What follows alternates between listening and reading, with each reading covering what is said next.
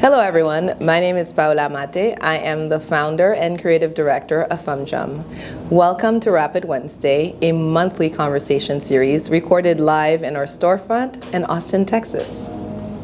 I sat down with Amanda Johnston, writer, 2024 Texas Poet Laureate, and founder of Torch Literary Arts.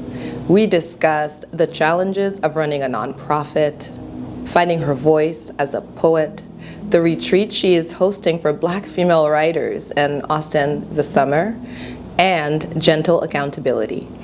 Thank you so much for having me. Thank you so much for being here. It is an honor. I'm excited to hear more about your work. What inspired you to start such a special project, and what keeps you going? Well, thank you again for having me. Torch Literary Arts is near and dear to my heart. I am a Black woman writer, so I wanted to create a space that was for other Black women writers. I know firsthand how it feels to have challenges, setbacks, other responsibilities distracting you from your creative work. And so I thought, what if we create a space that can help remove some of that for other Black women writers? So in 2006, I founded Torch Literary Arts, and it was still very much a passion project then. We were online only publication, but in the now almost 17 years since we founded, we are a fully fledged nonprofit. We have writing workshops, the Wildfire Reading Series that features notable authors, and we just launched our retreat this summer. In July, we'll have our first fellows come here to Austin to write and dream and rest as well. Can you describe what this retreat will be like a little more? So 6 fellows will come, and they're writing across genres. So 2 for poetry, 2 for fiction, and 2 for script, which is plays or screenplays. Mm-hmm. They'll be here for a full 7 days, and the emphasis is number 1 on them as a person, their rest and self-care before their production or productivity. They can't write incredible work if they're not taken care of first. So if you love books, you have to love authors. You have to take care of them first. So we will have morning dedicated writing time. We feed them breakfast and lunch and spoil them a little bit, and have what I call gentle accountability, where we'll ask them, what's your goal for today? And they'll say what that is, and then after 3 hours of enjoying snacks and writing, or we let them free on the property, they'll come back for lunch and we'll say, how was your writing time? And they'll say, oh, I accomplished this, or I took a nap, or I went to the pool, and all of that is the correct answer. Because first and foremost, they have to do what they need to be cared for, to be in a space where the imagination can do what it's meant to do. With distractions, we just can't do that. So this space is to really push all of that outside, and also give them the experience of being in community with other Black women writers. A lot of us don't get that on a regular basis. And we'll go to like creative writing programs, other residencies, MFA programs, and still be the only one. So to come here and be in community with other sisters who look like you, who have similar backgrounds and experiences, that too is important to the life of a Black woman writer. Absolutely. You said something about gentle accountability. So I would love to know how you hold yourself accountable as a writer. Oh my gosh. See, that's the thing. We always do better by other people than for ourselves, right? No, but I feel like I'm getting closer to a place where my professional life is balanced with my creative life. Being the founder and executive director of Torch, my day is full of writing and reading and engaging with other writers. So that can't help but be inspiring for me. So my downtime, when I'm resting, I'm reading, I'm writing, I'm practicing my craft. My thing is, if I'm going to be in community with other incredible writers, I have to stay on top of my work so that I'm also supporting them. Yes. I love that Torch creates this opportunity for writers across genres. So I am interested in hearing why you chose that path? Is it because you are... My primary background is poetry, but while I was in grad school, actually, while I was getting my MFA in creative writing, I was studying poetry, but I had an incredible opportunity to work across genres. I took cross-genre classes, I made some incredible friends who are still dear to me, who are writing in different genres, and I said, you know, we have an incredible talent as writers to also be flexible. And you never know. Someone, you know, who's writing in one genre might then also take a workshop and discover, oh, I'm actually also good at short stories. I can do other things. So we wanted to give space for Black women to express themselves and amplify their voices however it comes out in literary arts. And then also to expose them to other writing so that it might spark something else. I'm inspired by the green that you're wearing today. I love the red lip, and I thought this black silk head wrap right here would be so perfect with what you're wearing. And I always just we try to have a plan, but we also move with what comes to us. That's how art does. Yes. And so I feel like this is the head wrap for you for today. And I'm going to wrap it in a bow style. It's very extravagant, it's structured, it is fun, but I feel like with your red lips and your light eyes, it's going to look incredible. So I'm going to start. And you said that you have tried wrapping your hair before. You do wrap your hair. Yes, on occasion I do, and I'm just not a master at it yet. Right. But I would love to have more style options, not just for, you know, putting my hair up so that it's out of the way if I'm working or doing different things, but definitely for, you know, beauty and for style. So I'm going to start by placing this head wrap over your head and making sure that bun is covered, and then I'm bringing both ends together, and I'm just going to tie a simple knot. And my trick is, you have softer hair, right? And often we have a few customers who will say that their head wraps slide, and often it's because they're wrapping it too tight. So I'm just going to go ahead and just tie a simple bow. And then it's funny because whenever I do this next step, that's when it doesn't look like a bow anymore, and it looks so regal, and people think it's so much more complicated than it is. So I just go and I kind of pull the bows and the different sides apart and kind of fluff them out a little bit. So that's what we're doing now. I'm just walking you through the steps. My trick is always to wrap first and then style later. I think some people try to like style as they are wrapping before the head wrap is secure. And that's when they start not trusting themselves or the process. Okay, can you look up at me? I wanna make sure your face is framed. Are you ready for the reveal? Oh my gosh, that was so fast. Yes, that was very fast. I'm grabbing the mirror. Okay. Okay. Can you see? Oh my gosh! It's beautiful! Isn't it green? I'm telling you, the green, the red, I had to. Oh my gosh, it is really like a crown. Like, thank you. You're welcome. That is, and you did that in like 2 seconds, not Yes. even minutes. That was the fastest thing ever. Yes. Oh And I my was God. I was talking through it. So you see, it's really not as complicated as it seems, although I've had years of practice, of course. Well, thank you. Wow. So now that you are wrapped. I'm wrapped. It's official. Yes. A little background about me. I used to be really shy. I still am shy a little bit. I have to ease into situations, and I throw myself in uncomfortable situations all the time. And one thing that helped me stand taller, because I'm already tall and I always tried to shrink myself, was the head wrap when I was younger. Beautiful. It's absolutely beautiful. Yes. I'm going to have to look at the tape later so I can follow how you did it. So that I can definitely wear I'm it happy again. to teach you. Yes, absolutely. Beautiful. But no, this is so important to our culture. It's so important to Black women and women of color to be able to have these different styles and ways of expressing ourselves. I know just recently the Crown Act passed in Texas. Yes. That is huge. And it shouldn't have been even an issue that Right. you can wear your hair naturally how it grows out of your head. You can wear your hair how you see fit, Right. because it's your body. How you Right. can wrap your hair how Right. you see fit, because it's your body and your head. But now we have the Crown Act, so I'm hoping that that means more people will feel empowered to express themselves, As they to see be fit, creative right. as they see fit. Yes. Yes. And so I imagine you'll have more people coming into the shop for sure, Yes. and taking advantage of these beautiful options of expressing themselves. Yes. It's a topic that comes up in writing often.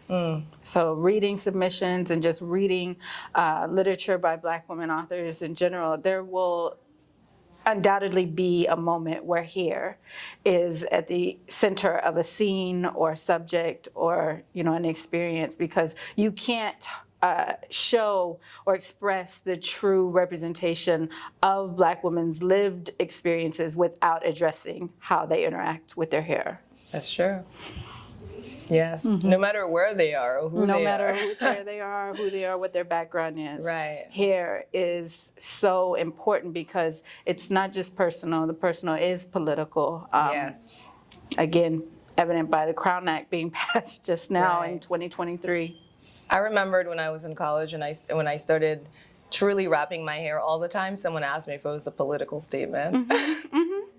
Exactly. It's like, no, I just like to wrap my hair. Right. It's been so interesting. I want to go back to your journey as a poet. When did you know that you wanted to be a poet? Oh, gosh. So poetry, people will give you different responses with writers when they knew they were a writer. But for me, poetry, it came when I was very young. And then as an adult, I realized it enters everyone's life at an early age. How we learn to read through nursery rhymes, songs, all of that is poetry, right? But then somewhere along the lines, we turn away from it because someone has said, now it's time to mature. An educator or an adult in our life is like, no, now you should be reading this, or now you should be doing that. But poetry literally is with us from our first breath and into our first expression of language, right? So we're all poets from the beginning. But for me, when I became a young mother, actually, my husband was in the military. He was in the Army. And we were here in Texas, but then he got stationed at Fort Knox in Kentucky. And so we moved to Kentucky, and I was working at a community college there.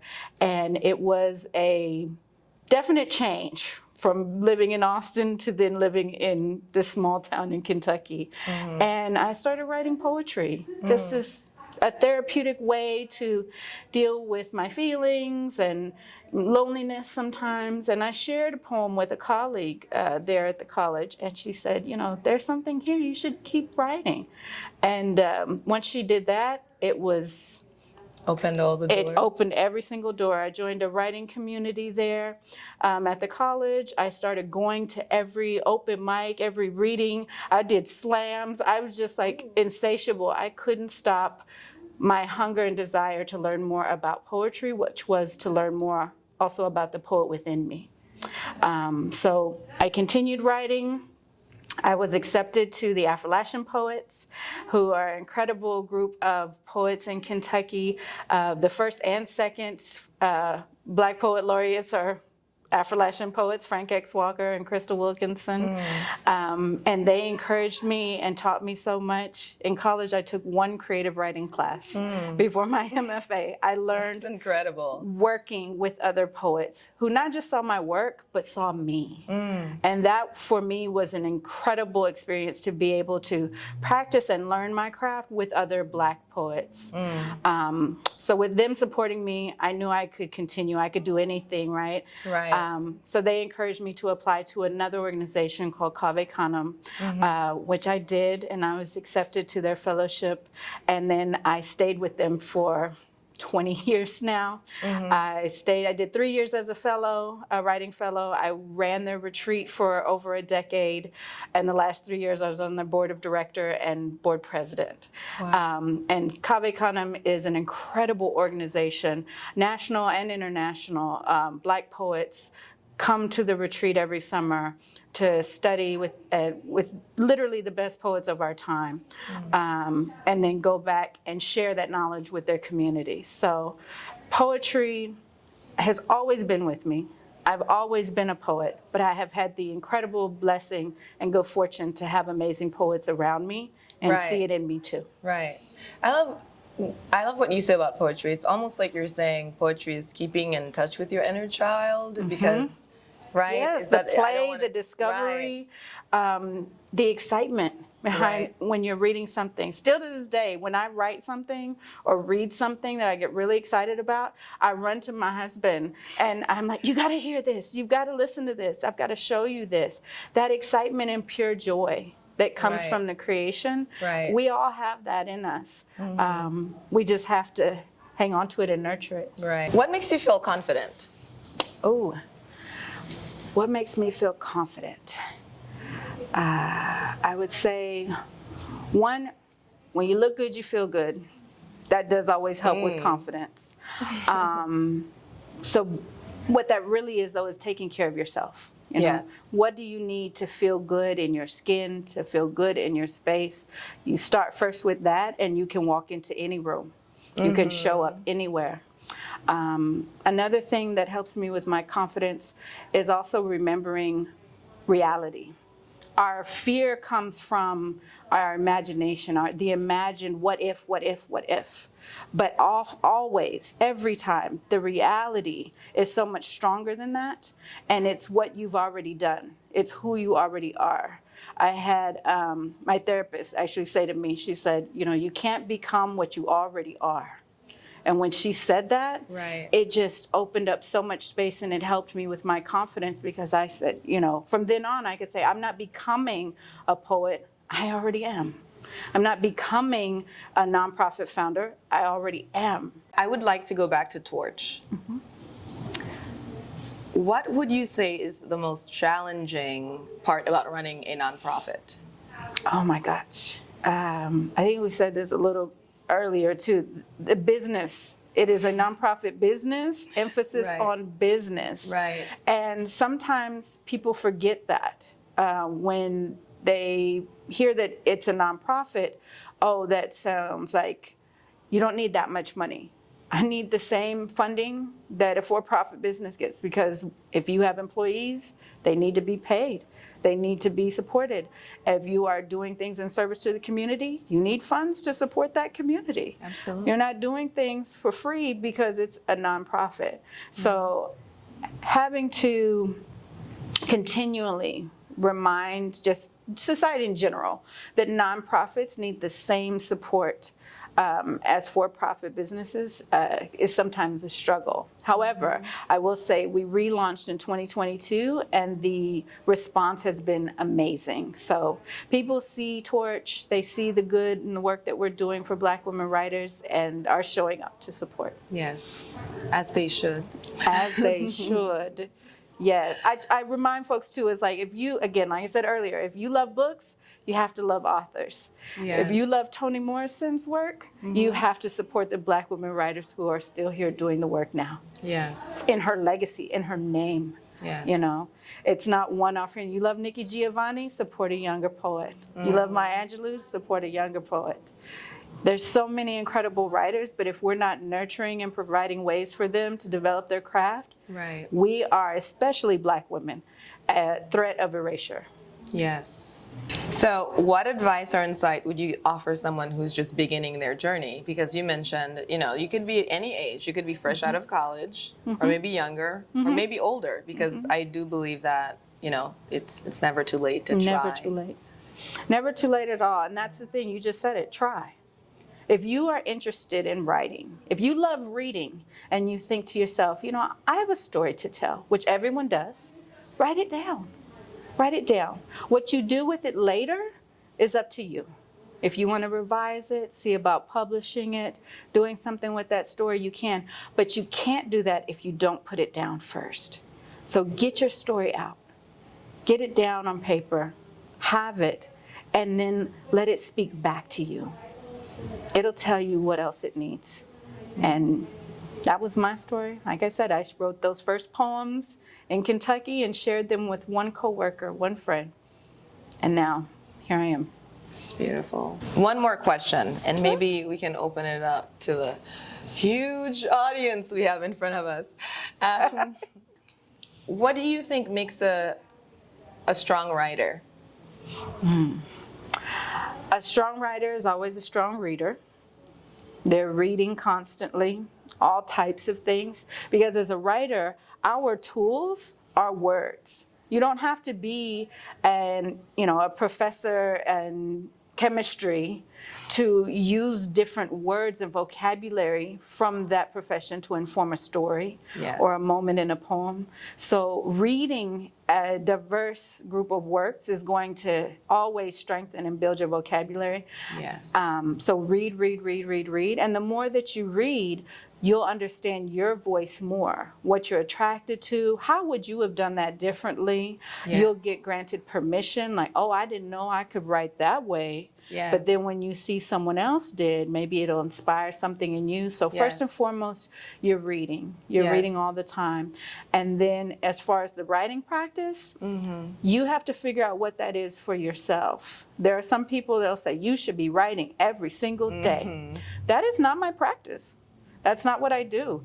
I have notes. I try to capture the lines or just the image, the idea. I say, be obedient to the muse when she comes. Yes. So pay attention and jot it down. But then I might not come back to that for a week, for months. But usually if it's something that is calling to be written, it will stay with me for years. There are poems that took me literally 5-10 years to get down, until I felt like, okay, this is what I wanted to express. So read, be obedient, get it out, but then learn what your process is. If for you, waking up at 5 a.m. and writing every day is what you need to do to be productive, great. If not, then listen to what it is and do that instead. I remind folks often when we can sometimes get in a rat race behind publication, right, or prizes even, and sometimes there's a bit of celebrity culture around the arts, and writing is no different, in literature. That is the productivity or production, the consumables of this work. It is not the art. It is not the art. Don't confuse the two things. Yes. Focus on your art first. And then the other is there for as much or as little as you want to participate with. But be that artist first. Yes. And that applies to everything. And I think now, because social media is such a huge part of our lives, people forget that. I'm 36 now, but I work with younger people who come to me and, they want to assist. And often I think they're more interested in the aftermath versus always discovering. Yeah. Always being curious, always listening to the muse. Is that what you said?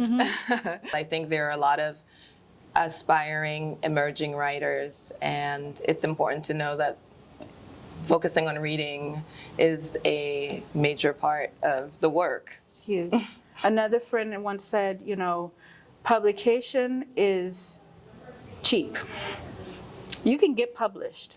There are plenty of places to be published. But what you want is to create something that lasts. Yes. When you write something that anyone can pick up, I say then it starts to time travel, right? Because if you can pick it up at any time, and it might be from 100 years ago, but it resonates with your human spirit in the presence, now you've got something. It's doing a higher power than what you alone did in that space when you wrote it. So inspiring. Thank you for joining us today. I would like to. Would you like to ask any questions, Ania? Do you have any works that you are, I won't say most proud of, but is your favorite work that you just go back to? Oh my gosh. So many things that I could say for that. For my own writing, my poetry. There's one poem in particular that's in my book, Another Way to Say Enter, that is titled Buckle. And it was literally the hardest poem for me to write. It is about mothering my two girls when they were small, and at that time choosing how we were going to discipline them. And culturally, there's a lot involved in that, to spank or not to spank, to how do you discipline. And in my family, we did. And it was a traumatic experience for my daughters, for me, and writing about it took me several years to be able to share that poem. But when I finally was able to get to a place where I could not just share it with the world, but share it on the page, because that required me to look at myself, right? Shame, to feel all of these feelings. I was able to forgive myself and release it, and hopefully it's able to help others do the same. Yeah. What's one thing that you would tell a younger version of yourself that I feel like it's so easy to doubt yourself while writing, or thinking that maybe a story has already been told. So what's one thing that you would tell past you? I would tell younger past me, no one can tell your story like you. So you're the only one that can tell it. Where can we find you, Amanda? Please share. We will also obviously share, but please share. Yeah. Where can we find you? Well, definitely Torch Literary Arts. Go to Torch and read incredible contemporary writing, poetry, fiction, script, and learn about the work that we do. If you're interested in becoming a writer, take advantage of our programs. We have workshops and a writing circle that meets now virtually and in person, that's open to BIPOC women, because we do believe in building community. Yes. Show up to our reading series and meet incredible, notable authors, buy their books, get them signed, and learn more about our retreat. So next year, when it's open again for applications, folks will be ready to submit, and we'll welcome another 6 incredible Black women writers. So that's one place you can find for Torch. For me, I'm also online at amandajohnston.com. Pretty easy, just my name and .com. Thank you. Thank you again for joining us. Sure. It was a pleasure getting to know you and your wonderful organization and your process and all of the advice and gems you have shared with us today. Thank you. I was going to share one poem. It's actually not my own. Oh, okay. I feel like this poem by, again, incredible woman who I'm grateful I got to meet in person before she passed some years ago, Lucille Clifton. And this poem of hers, I just really feel like if everyone knows this poem, it'll be better for the world, and Black women and women of color in particular. If there's one poem you memorize, let it be this one. So Lucille Clifton's Won't You Celebrate With Me? Won't you celebrate with me what I have shaped into a kind of life? I had no model. Born in Babylon, both non-white and woman, what did I see to be except myself? I made it up. Here on this bridge between starshine and clay, my one hand holding tight my other hand. Come, celebrate with me that every day something has tried to kill me and has failed. Lucille Clifton.